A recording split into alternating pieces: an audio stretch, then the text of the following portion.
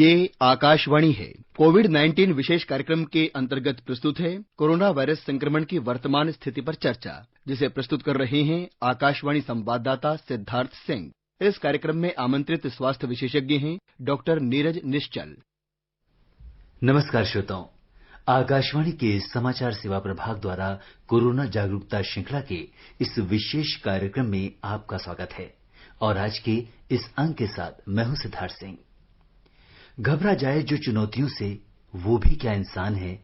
जीना सिखा दे जो बुरे वक्त में, वो ही असल इम्तिहान है। जी हां श्रोताओं, समस्याएं हमारे जीवन का हिस्सा हैं और ये पूरी जिंदगी आती रहती हैं और आती रहेंगी। बदलता है तो बस इनका स्वरूप, लेकिन वो चीज जो इनसे सामना करने में मदद करती है, वो है हमारी हिम्मत और इस बात की समझ कि इस समस्या से कैसे निजात पा सकते हैं।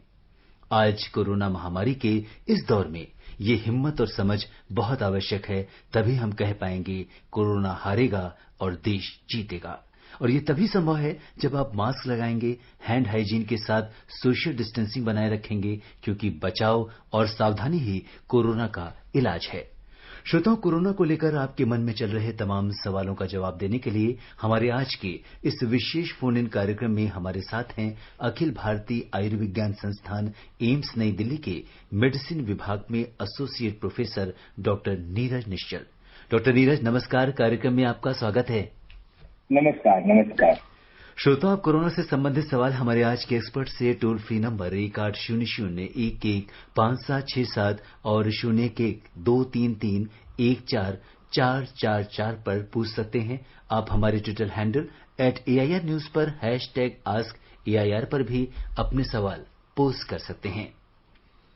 डॉक्टर नीरज, अपनी चर्चा शुरू करते हैं। देश में कोविड-19 रोगियों के स्वस्थ होने की दर 78% से ज्यादा हो गई है और पिछले 24 घंटों के दौरान रिकॉर्ड 82,000 से अधिक मरीज स्वस्थ हुए हैं। और स्वास्थ्य मंत्रालय के अनुसार अब तक 40 लाख से भी ज्यादा लोग ठीक हो चुके हैं। लेकिन वहीं दूसरी ओर कोविड के मरीजों की संख्या में लगातार इजाफा हो रहा है और पिछले 10 दिनों में गंभीर मरीजों की संख्या में भी काफी बढ़ोतरी हुई है। डॉक्टर नीरज, इसका कारण क्या है? और डॉक्टर नीरज, जैसा कि आप इस समय डेडिकेटेड रूप से कोविड पेशेंट्स को देख रहे हैं, किस तरह के पेशेंट्स आपके पास आ रहे हैं और क्या कारण है कि इनकी संख्या इतनी बढ़ रही है? जो ये नंबर्स अभी हम देख रहे हैं कि देश के हर कोने में नंबर्स बढ़ रहे हैं, इसके कई कारण हैं।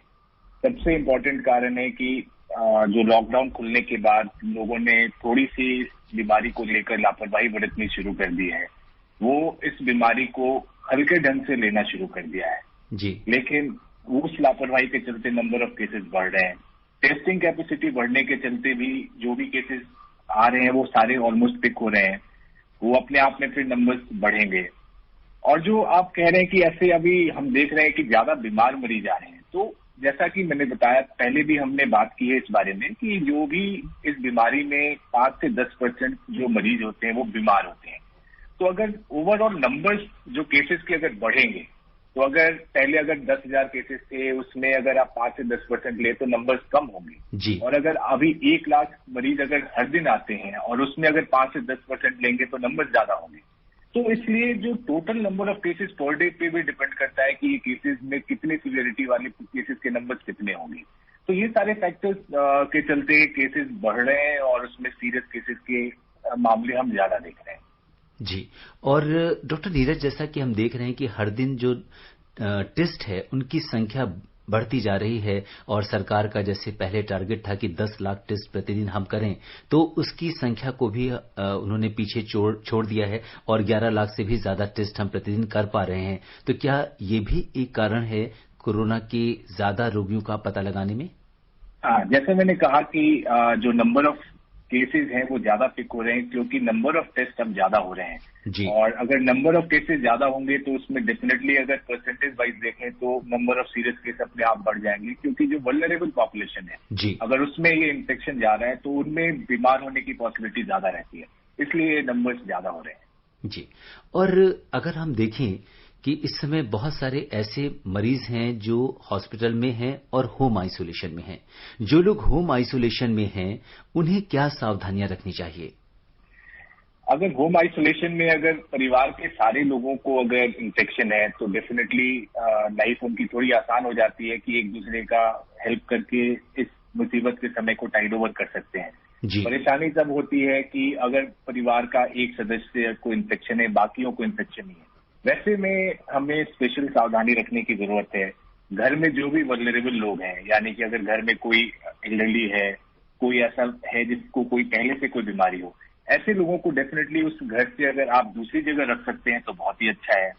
अदरवाइज ये इंश्योर करना है कि जो भी इन्फेक्टेड आदमी है वो उन लोगों से दूर रहे। कोई भी चीज, किसी भी तरह का इंटरेक्शन, कोई भी सामान शेयरिंग नहीं होना चाहिए जी।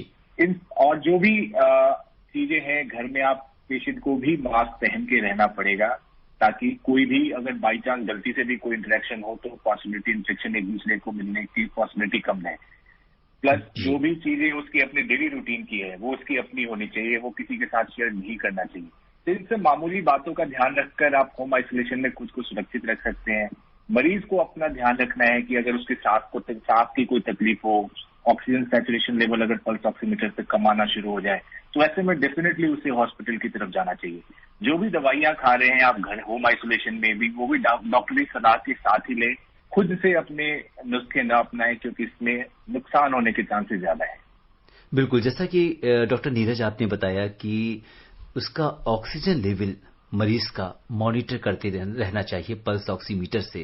तो वो क्या वैल्यूज हैं जिनका हमें ध्यान में रखना चाहिए कि इस वैल्यू तक घर में रह सकता है और इसके बाद हम उसे अस्पताल ले जाने की जरूरत पड़ सकती है? तो इसमें हमें 2-3 चीजों का ध्यान रखना है कि कई बार क्या होता है कि अगर हम पल्स ऑक्सीमीटर यूज करते हैं तो हम एक्सपेक्ट करते हैं कि हमेशा हमारा सैचुरेशन 98-99 दिखाए। ऐसा नहीं होता है। नॉर्मल वेरिएशन बॉडी में इन सैचुरेशन लेवल का होते रहता है। परेशानी की बात तब है कि अगर किसी का सैचुरेशन से मान लीजिए कि 96 से 99 के बीच में रहता था, अब उसका सैचुरेशन परसिस्टेंटली 92 से 95 के बीच ला रहा है, तो ये डेफिनेटली एक चेंज हो गया। तो ऐसे में उस पेशेंट को डेफिनेटली डॉक्टरी सलाह के लिए या हॉस्पिटल की तरफ जाने की जरूरत पड़ सकती है। लेकिन अगर कोई वैसे हेल्दी है, एक रीडिंग अगर 92 का आ गया लेकिन कुछ देर बाद वो 97-98 पे है, तो ज्यादा पैनिक नहीं करना चाहिए क्योंकि ये पल्स ऑक्सीमीटर जो हम घर पे यूज करते हैं वो वेरिएशन ऐसे दिखा सकता है।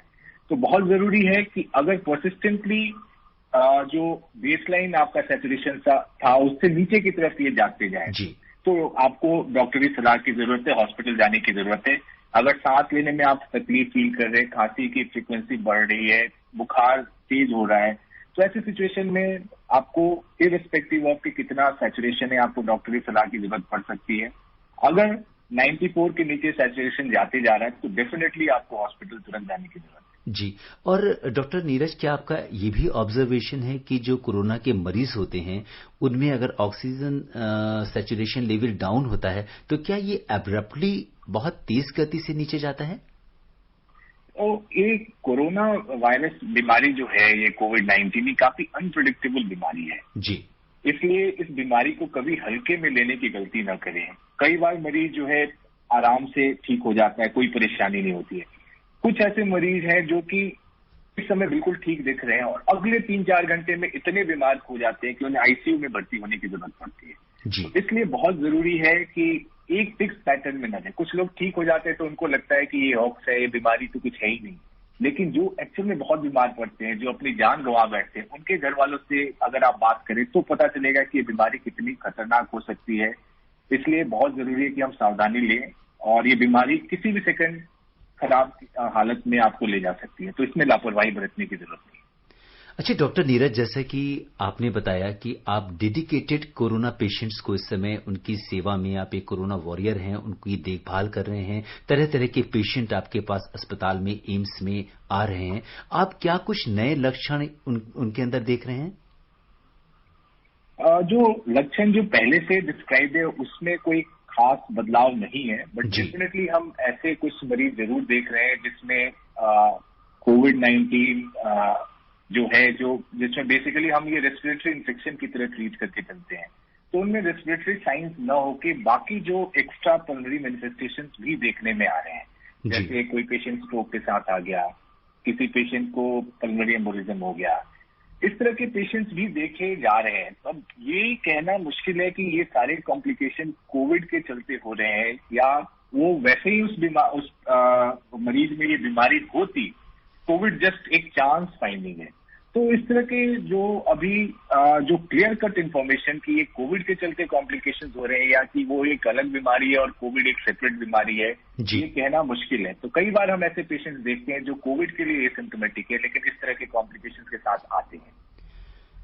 डॉक्टर नीरज, बहुत सारे पेशेंट्स में हम देखते हैं कि प्लाज्मा थेरेपी आजकल बहुत ज्यादा यूज हो रही है और काफी सारे लोग इस समय दिल्ली में 2 प्लाज्मा बैंक भी बनाए गए हैं, लेकिन कई बार एक स्पेसिफिक प्लाज्मा का ग्रुप नहीं मिलता। जैसे अगर हम एबी पॉजिटिव की बात करें तो उसका प्लाज्मा थोड़ा सा रेयर होता है। तो इस तरह की प्लाज्मा थेरेपी कितनी कारगर हो रही है इस समय कोविड पेशेंट्स के ट्रीटमेंट में?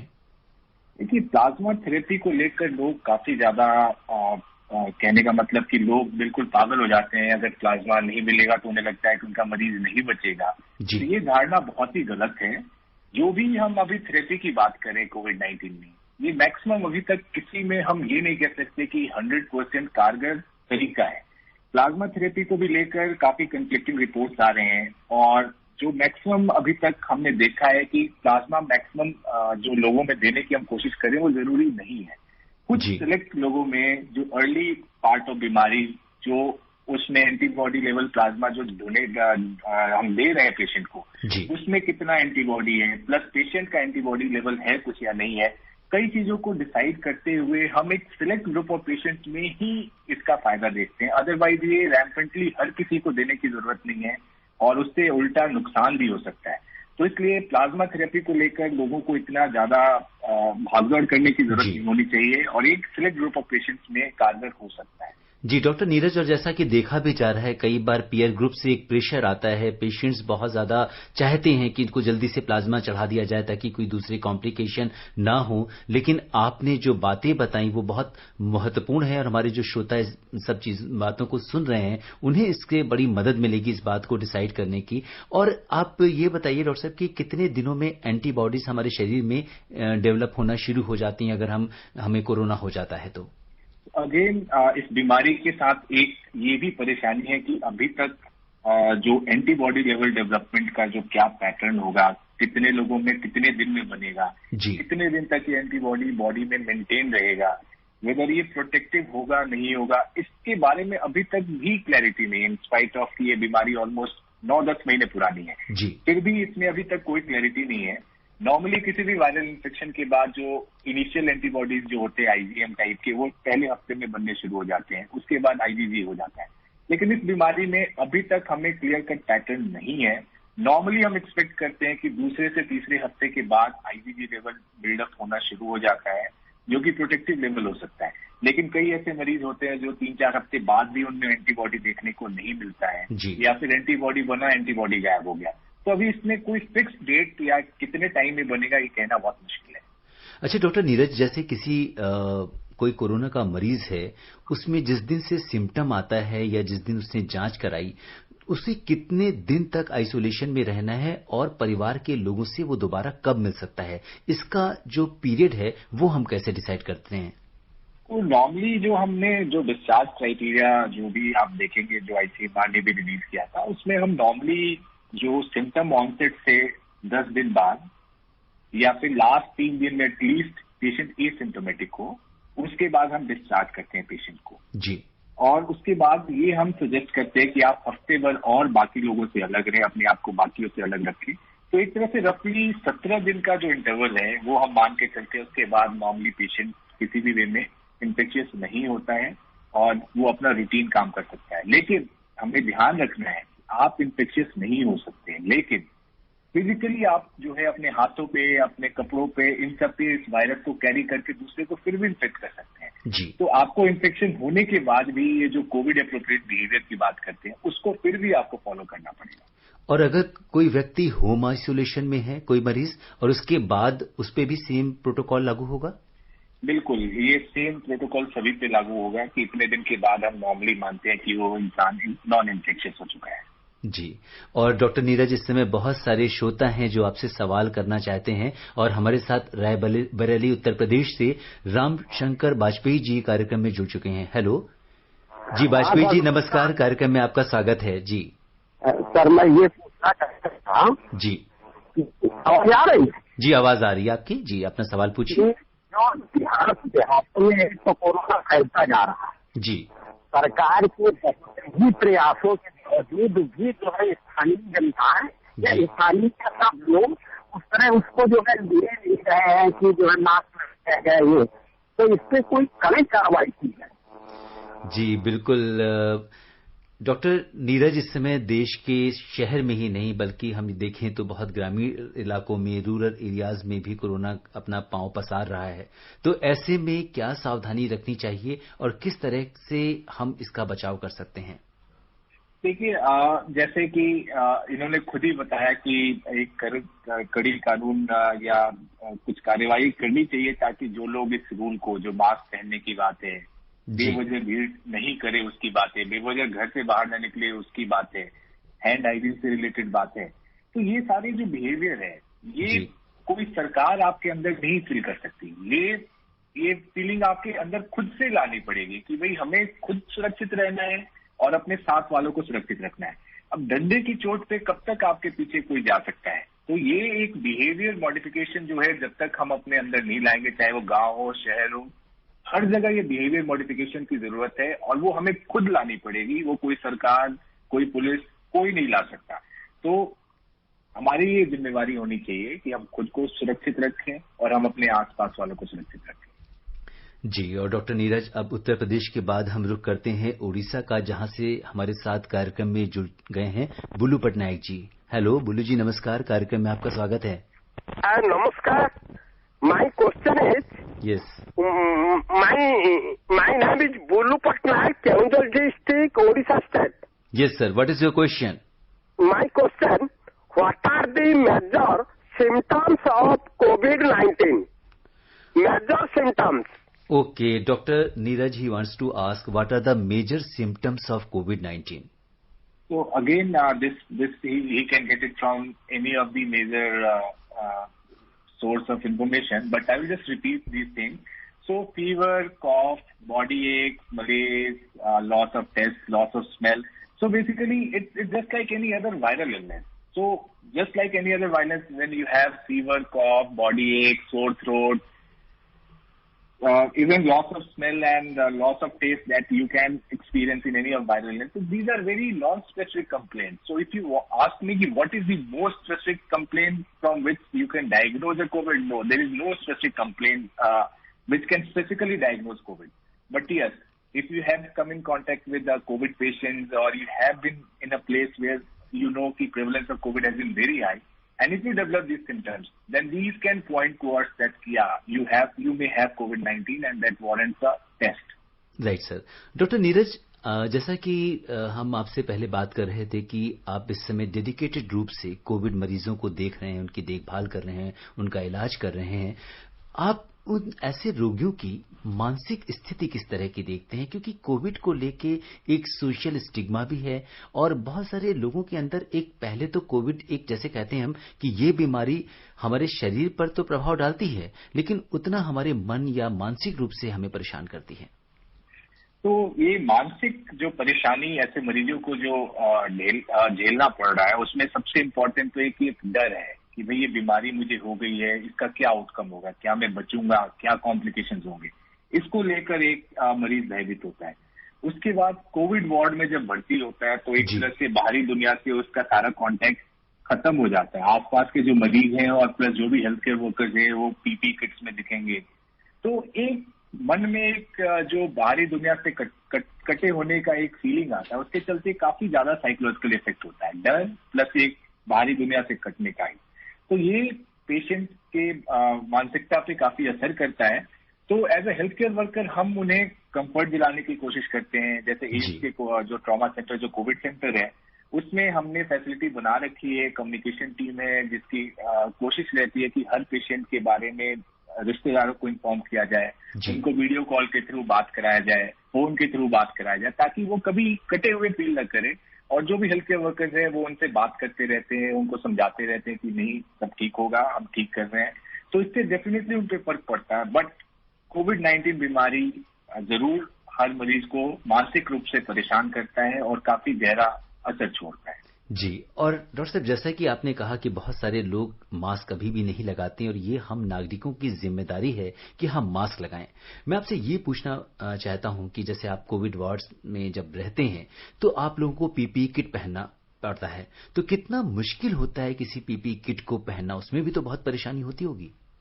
तो पीपीई किट पहनने के बाद एक तरह से आपके शरीर में मुश्किल से कोई हवा अंदर नहीं आ पाती है जी। तो उसके साथ और एक टाइट फिटिंग मास्क, उसके ऊपर से एक फेस शील्ड, टाइट कपड़े, टाइट ग्लव्स, इन सब के साथ काम करना मुश्किल होता है। और 5 से 6 घंटे काम करने के बाद जब आप कुछ न खा सकते हैं, आप नेचर्स कॉल भी अटेंड नहीं कर सकते हैं, आपको उसी में काम करना है, आप पसीने से गीले हो जाते हैं, तो ये काफी एक ट्रॉमेटिक एक्सपीरियंस होता है। ये कोई बहुत ही आसान एक्सपीरियंस नहीं होता है। इसलिए मेरा सबसे यही निवेदन है कि आप जो है अपने आप को सुरक्षित रखिए, जल्दी से इस बीमारी से हम विजय प्राप्त करें अगर आपके सहयोग रहेगा, ताकि इस मुसीबत से हेल्थ केयर वर्कर भी बच पाए। जी, बहुत महत्वपूर्ण बात डॉक्टर नीरज आपने कही। इसीलिए हमने आपसे ये पूछा कि जब हम पीपीई किट पहनते हैं, अपने शरीर को कवर करते हैं, तो उसमें बहुत जो कठिनाइयों का लेवल ऑफ डिफिकल्टी है, वो काफ़ी हाई होता है। तो हम आम नागरिकों को तो खाली मास्क लगाना है और कुछ भी नहीं करना है। अगर मास्क लगा के सोशल डिस्टेंसिंग जैसी छोटी-छोटी चीज़ों का अगर हमें पालन करना है, तो मुझे लगता है कि उसमें कोई परेशानी नहीं होनी चाहिए। और हमारे जो भी लिसनर्स, श्रोता सुन रहे हैं, वो ज़रूर इस बात का पालन करेंगे। और अब हम रुख करते हैं पश्चिम बंगाल में कोलकाता का, जहां से सुब्रत जी हमारे साथ कार्यक्रम में जुड़ चुके हैं। सुब्रत जी नमस्कार। जी सर नमस्कार। सर को मेरा नमस्कार। नमस्ते सर मेरा सर यही सवाल था कि जैसे कि हम अभी कोरोना के टाइम में जानवरों से ये जो वायरस आता है तो वो किस तरह का आता है, और जो सर आगे जो खतरा जो होता है कि जानवर से, जैसे डोमेस्टिक जानवर से, जैसे कुत्ते से और काऊ से, बफेलो से, ये जो खतरा रहेगा आगे फ्यूचर में, वो वायरस कितना इफेक्ट कर रहा है और कैसे इफेक्ट कर रहा है अभी कोरोना के अलावा? कोरोना के जैसे कि जो ड्रॉपलेट्स आते हैं, जो आगे जो जानवर से आएगा वो किस तरह का इफेक्ट कर रहा है, सर यही जानना था सर। जी डॉक्टर नीरज, ये बहुत आम सवाल है, लोगों के मन में रहता है कि क्या पेट्स के जरिए भी कोरोना से किसी इंसान में संक्रमण हो सकता है? अगर हम इस कोरोना वायरस की बात करें तो अभी तक कोई क्लियर एविडेंस नहीं है कि ये इंसानों से जानवरों में जा सकता है या नहीं, या फिर ये जानवरों से इंसान में आए, इसके बारे में अभी तक कॉन्फ्लिक्टिंग रिपोर्ट्स हैं। लेकिन वायरस के साथ एक सबसे ज्यादा परेशानी होती है कि ये कभी भी म्यूटेट कर सकता है, और अगर ये म्यूटेट होकर जानवरों में इन्फेक्ट करने की कैपेसिटी डेवलप कर लेता है तो डेफिनेटली ये इंसान से जानवर में जा सकता है। वैसे ही अगर जानवरों का कोई वायरस है, वो म्यूटेट होकर ऐसी कैपेसिटी डेवलप कर सकता है जो कि इंसानों को इन्फेक्ट कर सकता है, तो ये दूसरी तरफ से इधर भी आ सकता है। तो ये पॉसिबिलिटी हमेशा रहेगी, आज नहीं आगे भी रहेगी।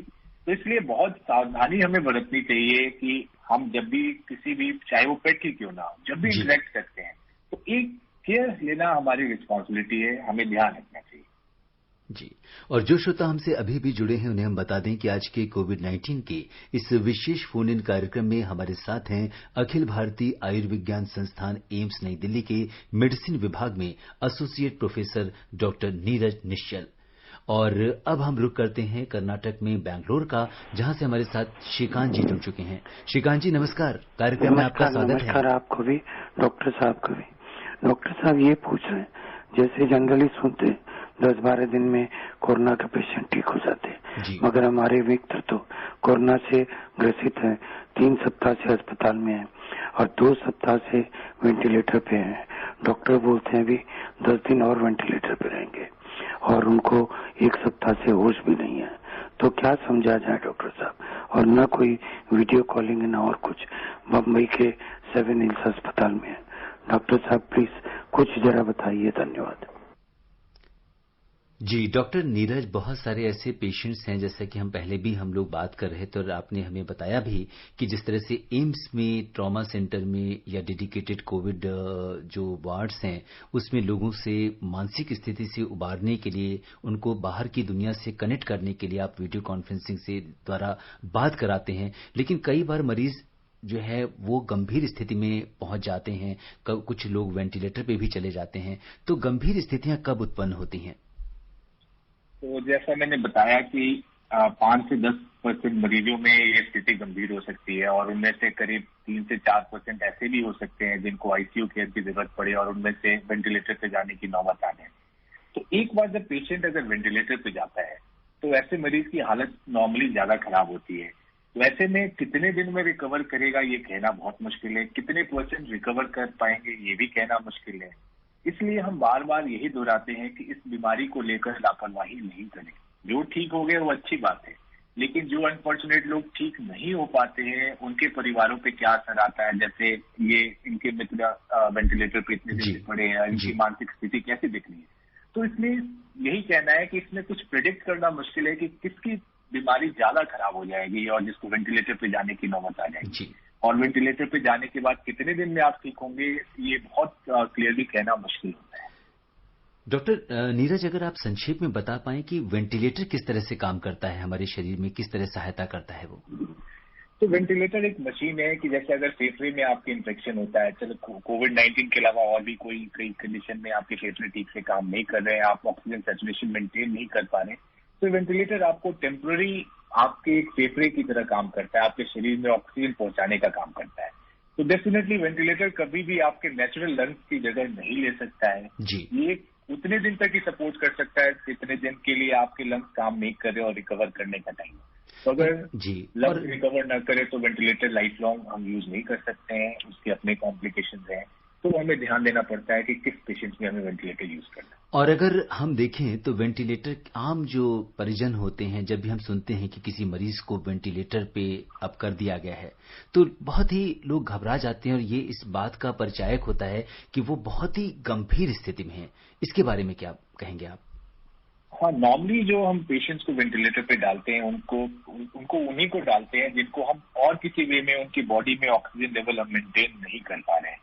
तो डेफिनेटली ऐसे बीमार पेशेंट ज्यादा क्रिटिकल होते हैं और ऐसे पेशेंट से मोर्टेलिटी के भी चांसेस ज्यादा होते हैं। इसलिए लोगों में ये डर स्वाभाविक है और ये डर कोई गलत भी नहीं है, क्योंकि वेंटिलेटर जो है एक स्टॉप गैप अरेंजमेंट होता है। अगर बॉडी रिकवर कर गया तो डेफिनेटली पेशेंट बच जाएगा। अगर बॉडी में इन्फेक्शन ज्यादा है, फेफड़े ठीक से काम नहीं कर रहे, तो ऐसे मरीजों के बचने के चांसेस कम हो जाते हैं। इसलिए फिर मैं कहूंगा ध्यान रखने की बहुत जरूरत है, ऐसी नौबत न आने में।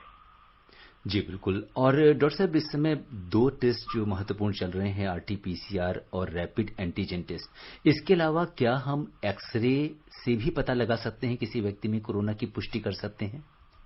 देखिए, जो अभी तक अगर डायग्नोसिस की बात करें तो डायग्नोस्टिक, अगर कोविड की डायग्नोसिस कंफर्म करने की बात करें तो सिर्फ ये जो टेस्ट हैं, चाहे वो एंटीजन टेस्ट हो या आरटी-पीसीआर हो, इसी से कंफर्म कर सकते हैं। एक्सरे सीटी सिर्फ हमें सजेस्ट कर सकता है कि ये पेशेंट को कोविड हो सकता है, लेकिन ऐसे पेशेंट्स में अगर आरटी-पीसीआर, कोविड और जो रैपिड एंटीजन टेस्ट नेगेटिव आ रहे हैं तो वो फिर हम इसे कोविड की तरह ट्रीट नहीं कर सकते। वो कई और एटिपिकल निमोनियाज हैं जो इस तरह से प्रेजेंट कर सकते हैं। तो इसलिए हम जब तक डायग्नोस्टिक टेस्ट आरटी-पीसीआर या रैपिड एंटीजन टेस्ट से कंफर्म नहीं कर लेते, तब तक हम इनसे कोविड-19 बीमारी लेवल नहीं करते हैं। अब समय इजाजत नहीं दे रहा कि हम इस चर्चा को आगे बढ़ाएं। चलते चलते डॉक्टर नीरज, आप आकाशवाणी के श्रोताओं को बहुत ही संक्षेप में क्या टिप्स देना चाहेंगे? तो मैं यही कहूंगा कि लॉकडाउन खुलने के बाद जो सारी एक्टिविटीज स्टार्ट कर दी गई हैं, तो ये लॉकडाउन ओपनिंग जो है एक हमारे डेली लाइफ को रीस्टार्ट करने की बात है।